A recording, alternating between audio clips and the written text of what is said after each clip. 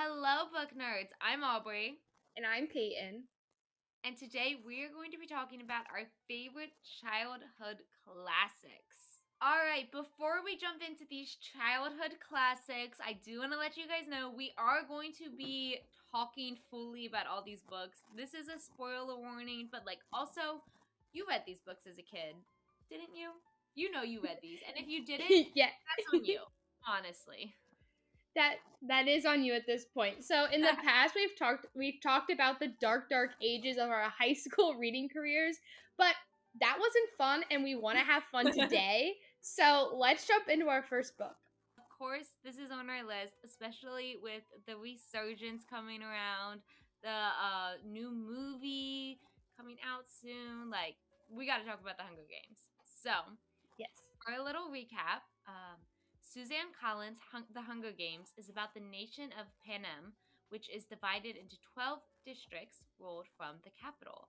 As punishment for a failed revolt, each district is forced to send two tributes, one boy and one girl, between the ages of 12 and 18 to fight to the death in the annual Hunger Games until there was only one survivor. Here we meet our beloved Katniss Everdeen, Peeta Mellark, and of course, Gale. Yes, so the Hunger Games, what a crazy time in our childhood history. I just want to note that in the script that Peyton made for us, she goes, and of course, our man's Gale, but I am a Gale hater. And I got to that and I was like, and Gale. And there's Gale. I did that to spark controversy. I was like, Aubrey seems like a PETA lover, and I love Gale, so we're going to fight. So back as we immediately jump into the point that Hunger Games was about, of it's not about the love story, and then they made the movie and they made it completely about the love story, and we're gonna jump into the love story to start because we're awful capitalists. But when I was a kid, I liked Peeta more, but I thought that Gale was hotter because I thought that Liam Hemsworth was more attractive than Josh Hutcherson. But if you've been seeing the new Peeta edits on TikTok, I'll watch those and I'll be like, oh my god, okay, wait a minute. Wait a minute. I just do not like him as a blondie. This is so flat of me to say, but yeah, Liam is just so much hotter. And that just I don't need to think about how old we are. We're I don't know, 10, 11, whatever, when these movies started coming out. And so, yeah, it was not everyone liked Peeta. And that's kind of how I am. I'm like, well, everyone liked this one. I like the other one because I'm not like other girls. That was my whole personality. That was my whole personality as a child. So, yeah, so I liked Gale. And I think that, that was at the roots of Katniss's, it was always her and Gale, and Peeta was there, and the whole bread scene and all that stuff she saw, but Gale was always the her protector.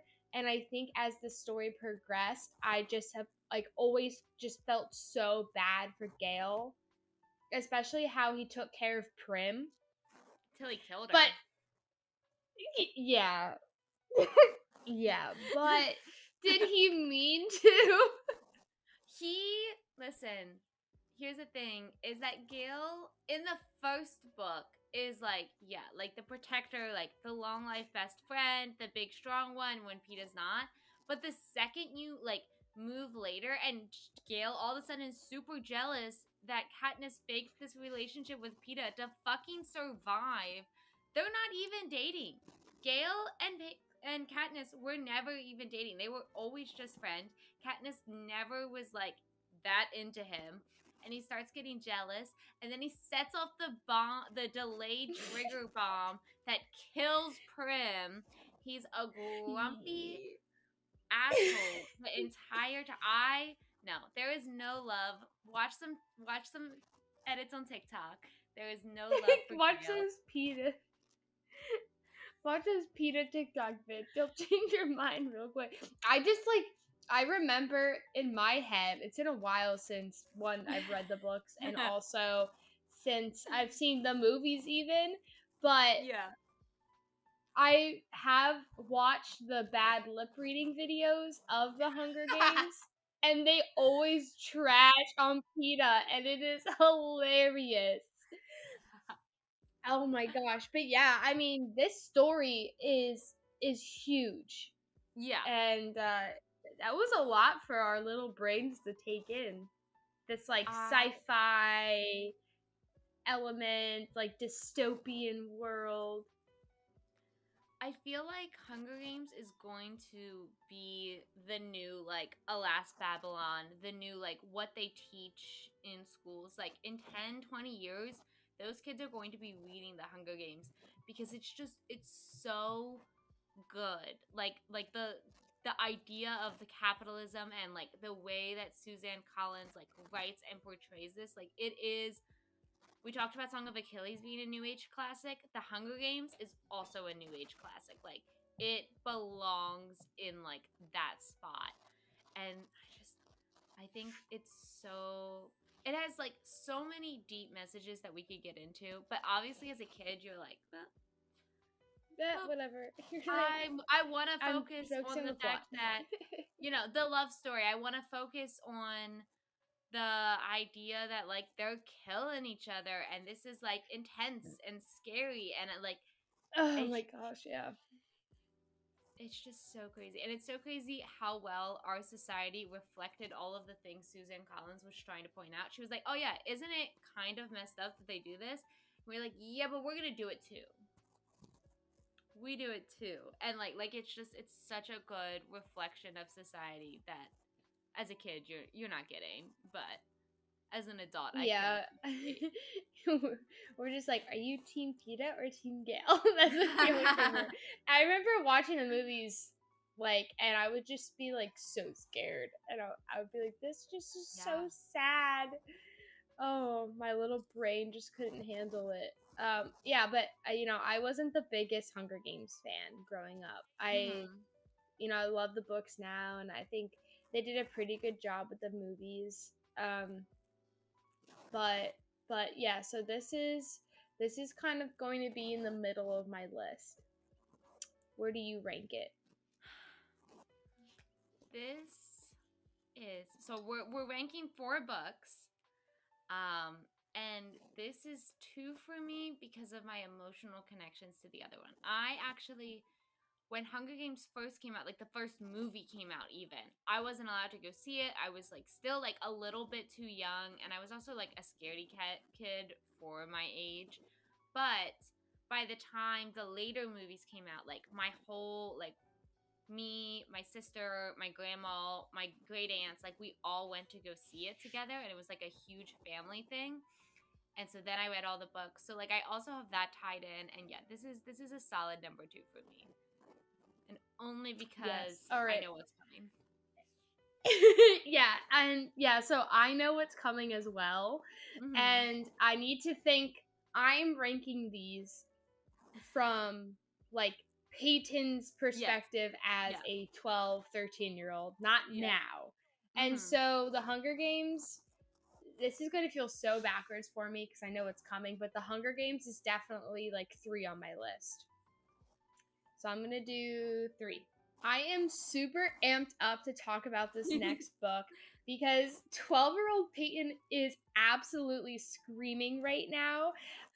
This book taught me what pain feels like, what love feels like, and Ah. overall just like changed my reading career.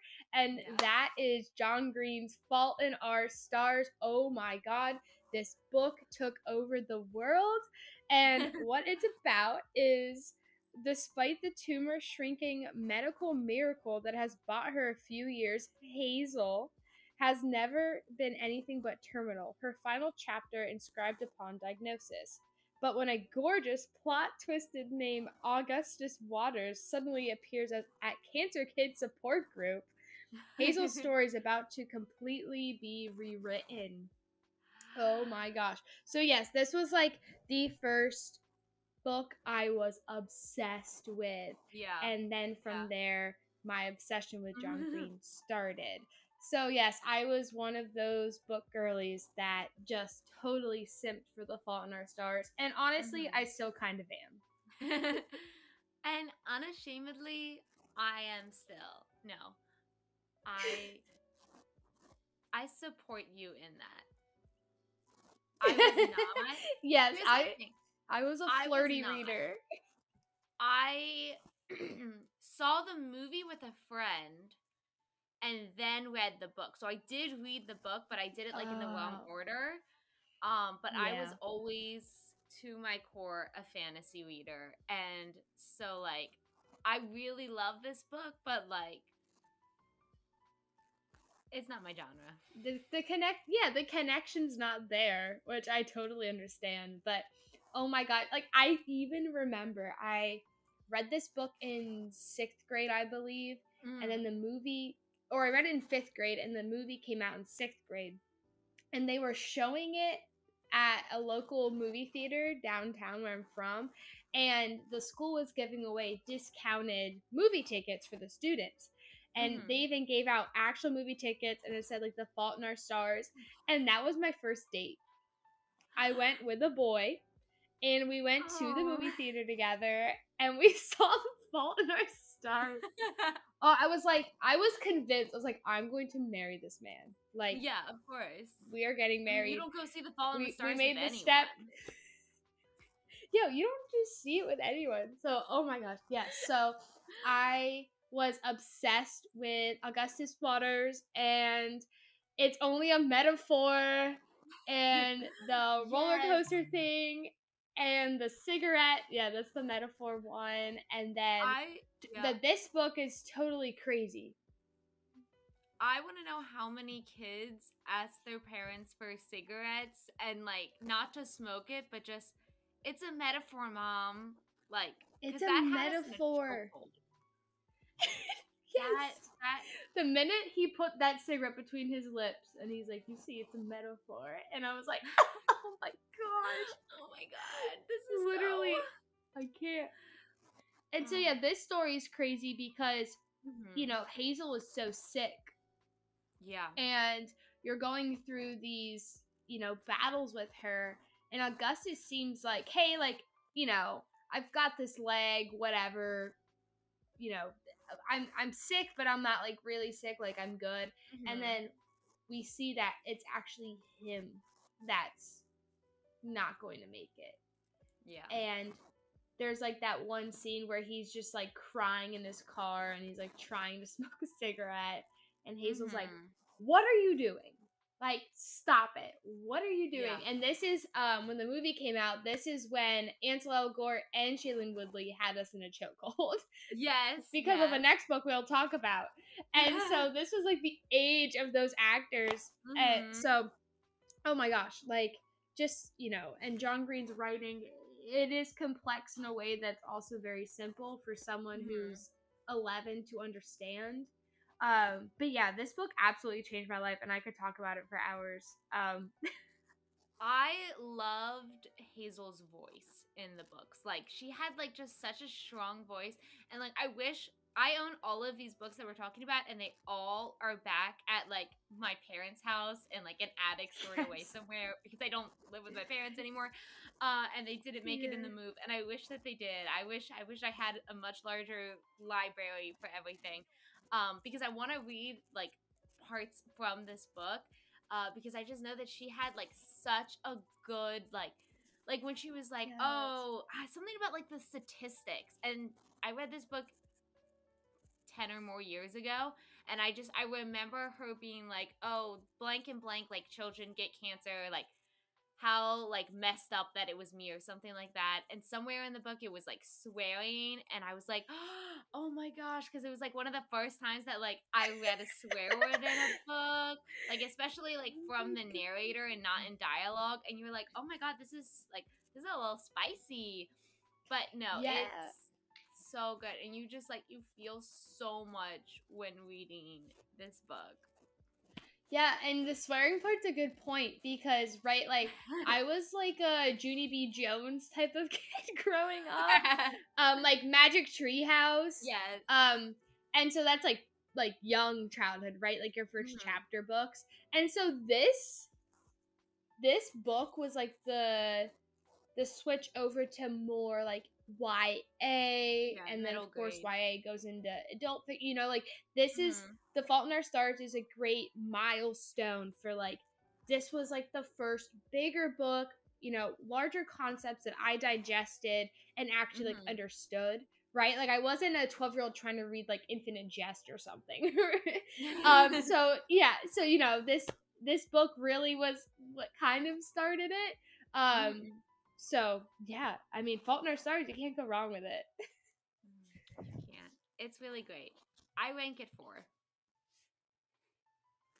I rank it 2. Yeah, I didn't know which one was gonna be your top. I know what your top is now, and you Yeah, know what mine is. yeah, But no, yeah. That this is a 2 for me. this is a lovingly bottom of the list. We're not talking about true bottom of the list. We're not talking about the bad ones. So this is the bottom of this list. But like if there Uh-huh. was like a much longer list, like it would rank higher. This yes, yeah, I totally understand. Yeah, this is number 2 for me if we're talking about what has changed my life. So yes. Now we are getting into let's tilt the camera. Let's okay. Okay. Let's establish this. Guess what we're talking about because it's obviously this book. This is my child. This is my baby. This is I don't listen, we'll get into it. I don't care what you say. This is Shadowhunters is my life. So yeah, just like Peyton felt about John Green and the book to come, like this is my everything. Um City of Bones by Cassandra Clare. So a little recap. An evening at a New York nightclub takes an unexpected turn for 15-year-old Clary when she witnesses what looks like a murder, but the victim's body has vanished into thin air. What's even more strange is that her best friend Simon couldn't even see the attack take place. This story takes turns as the reader is led through wolves, vampires, and most importantly, shadow hunters. And I don't know if Peyton wrote this description or Google did, but and warlocks because we cannot forget about Magnus Bane. Oh, Um, Magnus this is Bane. Yeah. everything, and not particularly. I mean, as a child, this was my everything. As an adult, I just finished Chain of Thorns, and that is my everything now. And I feel like Cassandra Clare and her writing has grown with me where like as a kid I needed this and as an adult I need that and it just gets better and better every year to the point where like I'm like Cassandra Clare is my favorite author. The Shadowhunters are always going to be like my series and they have just gotten so good. Her prose has gotten so good. I can go on and I will cherish her forever. This this this has yeah.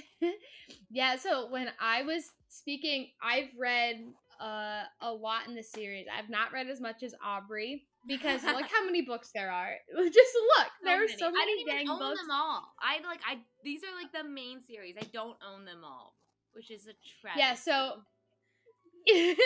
so when I was younger, I would watch a lot of book YouTubers, like before reading was cool like it is now. And so they would always talk about Cassandra Clare, Cassandra Clare, Cassandra Clare. I'm obsessed with, City of Bones, of course, and then Jace and Simon Mhm. and Magnus Bane and Clary. And I was like, what the heck? Like, I want to be a part of whatever this is. So I had my mom drive me to Barnes and Noble. This is the OG copy. It even has started to like age. Like the pages are Yep. not as white as they used to be. And Mhm. this has been to so many moves with me. And I started reading it, and I just like couldn't. I didn't. I just could. I don't know if I was just too young when I tried to read it, but I remember asking my mom. It was like in the first 5 chapters. I was like, "Mom, what's an orgy?" Because they make a mention. They're just trying to show the difference between like New York and like how like where the vampires live and. Mhm. And if you know anything about New York, there's New York and there's Hoboken, and they were saying like, oh, like orgies probably happen there. And I was like, Mom, what's an orgy? She's like, you should be reading that book. Put that book down. And it was just they were just like making a reference. And it was Mhm. probably just to like capture the eye of maybe like some adults reading it, and we all just would probably like skim over it.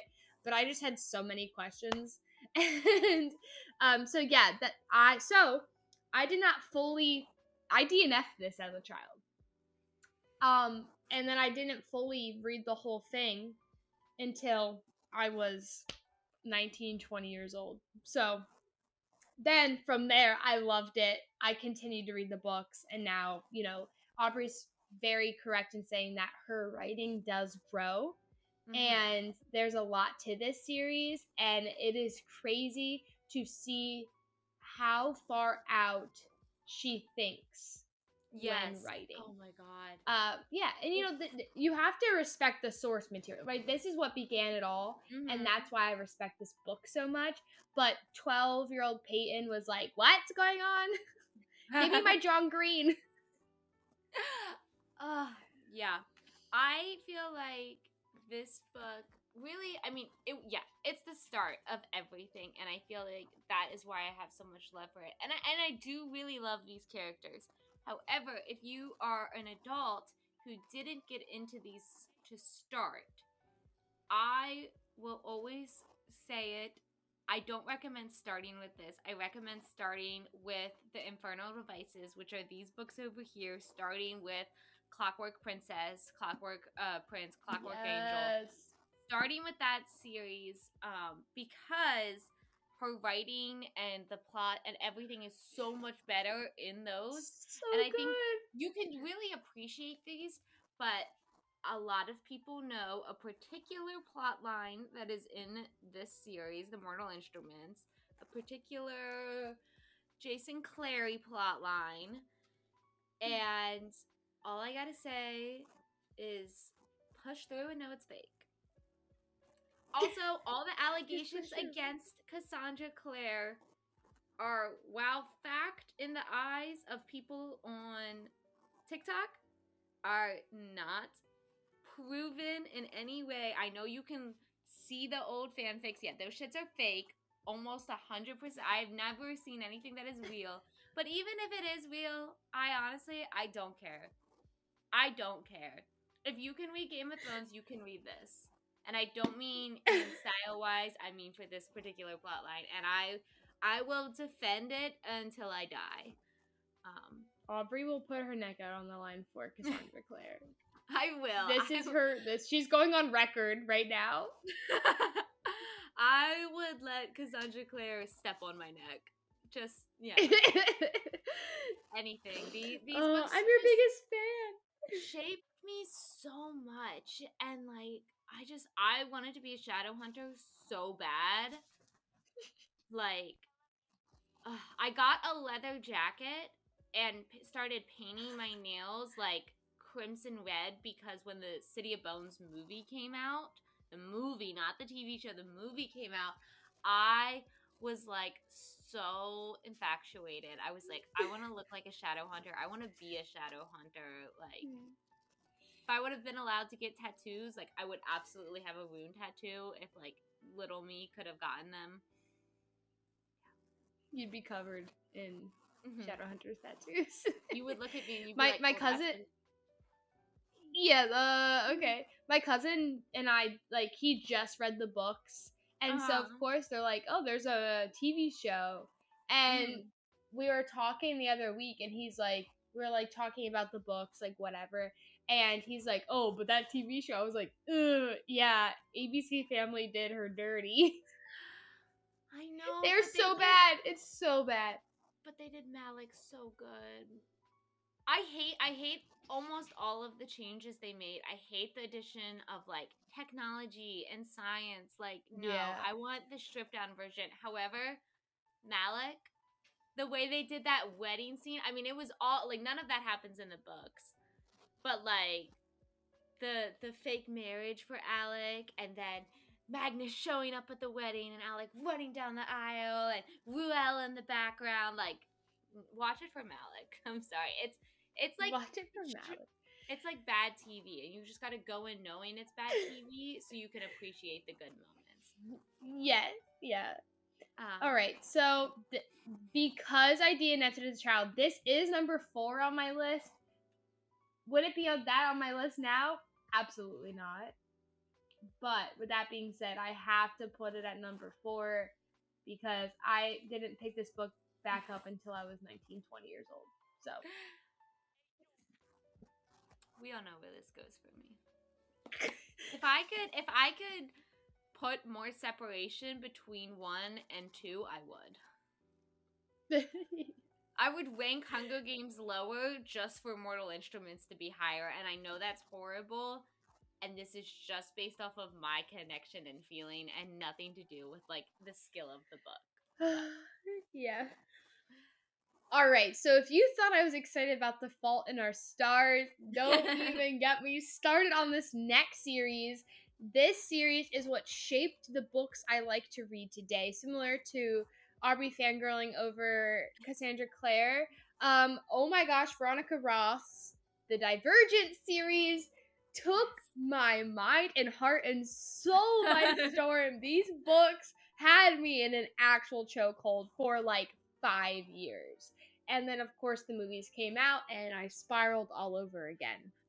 So, yes, Divergent. This is my favorite series of all time. And we can get into what this story is all about. It is about Tris in a dystopian Chicago world where society is divided into 5 factions.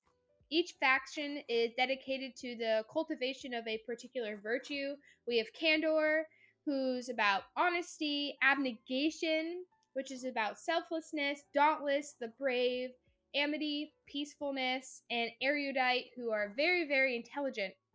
On an appointed day every year, all 16-year-olds must select a faction to which they will devote the rest of their lives.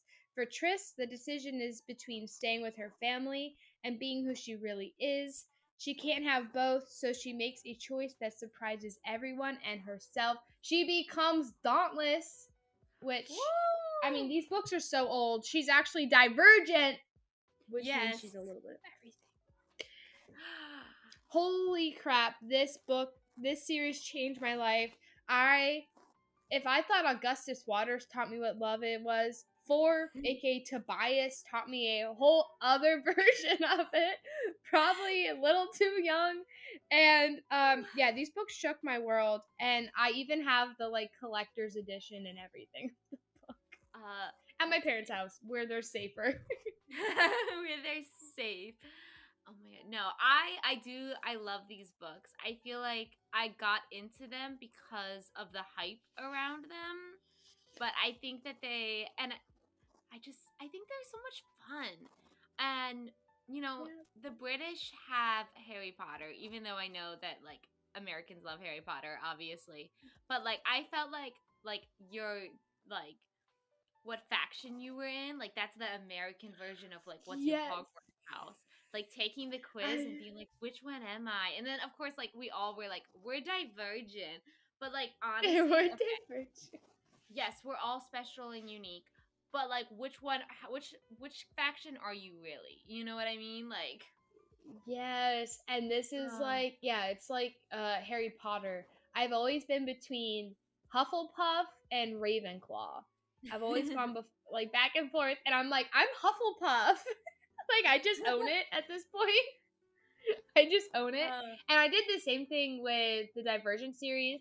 I always loved, I mean, Dauntless is cool, but I just think I would be like, I'm too weak for that. We all want to be Tris and we all want a 4, but I don't know, like I loved Amity. They just seemed like so like laid back, like chill people.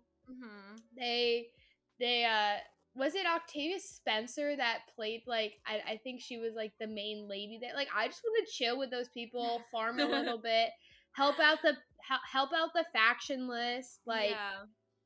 just like let's just live a chill life together. I think I agree. I definitely wanted to be Dauntless because I wanted to be hot like Trish and Tobias. But And we're black. I yes. And like shoot the gun and run on buildings and Yeah. rooftops and but I don't like the way that Erudite was portrayed. Like it felt too like sciencey. Oh my god, the sci-fi was too sciencey. So like I do Yeah. think I also would be Amity. I think that that's, like I want to live out my like cottagecore peaceful chill Yes. fantasy in Amity. Yes, I absolutely just love their demeanor and they're just like so open and they're out in like the countryside and yeah.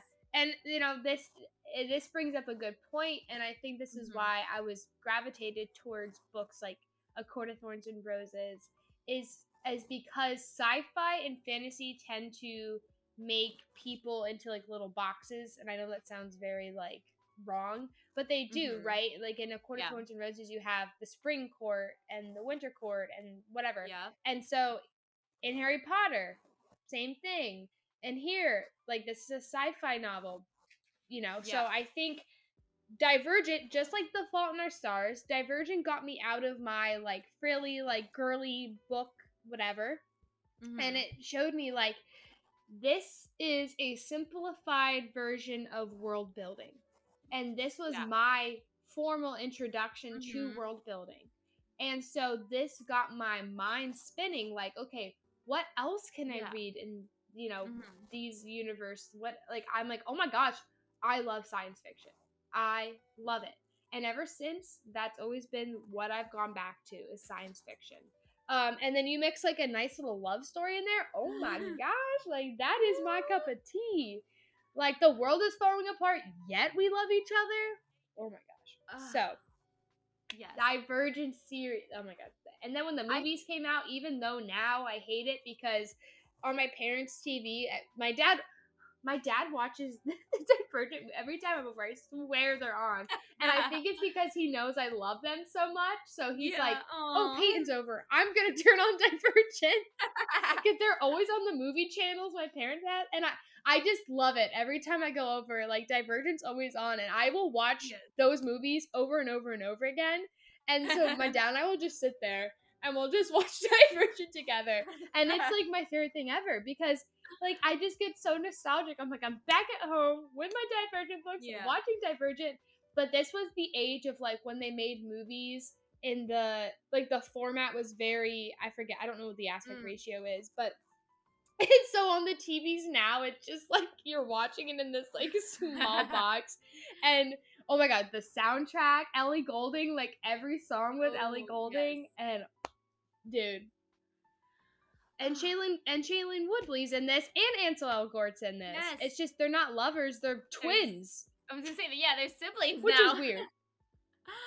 Oh, Which is that must have been like so funny that was to weird. like film so close, like the idea of being like together and then siblings and like making that switch Dude, in your on-screen chemistry. yes, No.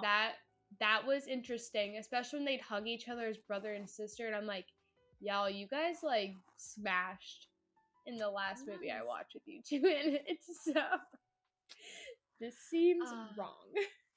this feels icky. No, Yeah, I feel so like icky. Divergent gets a lot of hate for being like so stripped down in the world building. There's like a popular like Tumblr post going around that goes around every now and then that's like Divergent like broke sci-fi and dystopian because it like stripped it down to the bare essence to where there was nothing left. But I was like, I feel like you gotta appreciate what that Yeah. story did for us as kids. Like, no, Divergent is not for adults. It is firmly like middle grade YA. Like, it exists for us as kids, and like for like you said, like it got you into this atmosphere, and that stripped down version is really helpful for kids. And you know, kids want something they can latch onto, and that provides that structure, and it has a lot of other, you know, like deeper stuff going on. And so I don't care that it's stripped down. Like that's the point. That's what makes it like fun and Yes. easy and a simple read, you know? Yeah, and it is funny because I thought I was so cool reading a book this thick as a kid, Yes. but really what she just did was make the words bigger. Yeah, yeah. The Therefore, publisher the was words like, took. Yeah, in like that if you font open one of size. those books, you do not need glasses. Like it is like 3 words a page. It is Oh so my gosh. funny. Have you seen the new covers? They did the new ones, and the books are like Yes. this thin. Ah. Yeah, the books are this They thin put it back now. down to a normal font. So yeah, they put them back down to normal font. Also, those covers of the new books, They're oh so my gosh, pretty. I love they're them. so pretty. And I was like, I already have the collector's editions, but I really want these ones too. So maybe I'll buy them to have on my adult bookshelf, Yeah, I think you need like all. I age think you up. need all of them. I think I do too. This is gonna push me over the edge. I'm going and getting different books. Uh, yeah. So these books are what led me to read books like Dune and Brave New Mhm. World and Project Hail Mary, and books like that Yeah. that I would have never really understood going into it. And these books also, not like, I'm sure boys read The Fault in Our Stars, but not really. Divergent kind of was like, hey, different interests. There's something for everyone here. Yeah. It's a Mhm. story everyone can understand. And so, there was a bigger audience to be like, don't spoil the end of Allegiant for me. And everyone would always spoil it. And then I heard the ending. And Oh, yeah, so okay. I knew the ending of Allegiant the second I started that book. Why? Because all of the other books are told just through Trisha's point of view. So the second the book starts switching back and forth between Trish and Four, I'm like, oh, okay, she's dying. Like, why else would you need it to switch back and forth other than the fact that at the end, yeah. we can't go through her point of view anymore?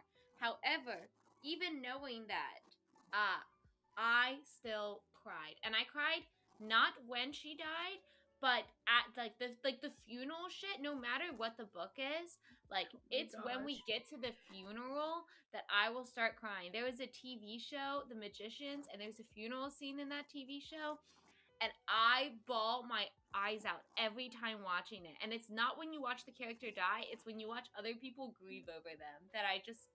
Yes, it's like the whole Iron Man thing. I really hope people have seen the Marvel universe. But yeah, it's like, oh my gosh, like this character we have grown with and have come to learn, and like as Mhm. a newer reader, especially that was my first like actual series digesting. Yeah. Um like over 3 books, like I felt like I was a part of the world, and like these people were like, I was Triss, Yeah, I was and Trish. so I just died. Tobias is I just grieving died. me. Oh my gosh, yes. So if you couldn't tell, this is my number one for sure, hands down. Number one, probably always, like I will always come back to this series. Mhm. This is my beginnings. This is it. I'm most vulnerable right now in my reading journey right now is Divergent. Please don't smash this book, okay? I love it. This is three for me, and the list of the books we talked about today have been ones that both Peyton and I both read. And I think if we added more Yeah. childhood books in, I think Divergent would drop further for me. But I do really like it, and I think it's fun. That is all we have time for today. Did you read any of the books we read today? And also, we want to know what your favorite childhood books were. So leave a comment below or just let us know. Also, of course, let us know if there's any book series. We have a fun one coming up soon that we're really excited to do a podcast on. Yes. So, as always, give us a follow and let us know below. Thank you all so much for joining us, and happy reading.